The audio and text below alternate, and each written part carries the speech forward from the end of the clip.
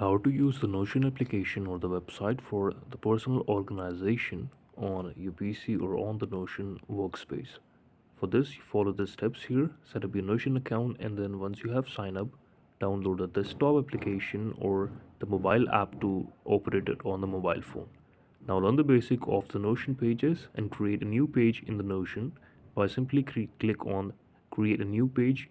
Once your page is created, you can simply start adding blocks like text, images, and the database is built out of the content. Now organize your content with database. On the Notion, most powerful feature is database. Functionally, database allowed you to organize and filter information in suite that are far more powerful than simple lists or tables. It includes to-do list and task management, project tracking to track a project, Kanban style board view to track project stages, then content calendar. Step 5 is simply set up daily, weekly, or monthly views for the task management to simply grow your Notion account here.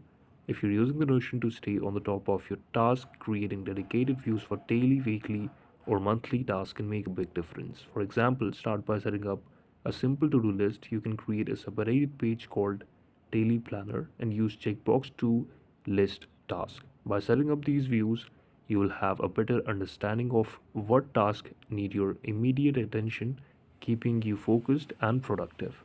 Now, you have to customize with widgets and aesthetic touches. Many people enjoy adding Notion widget to personalize their workspace.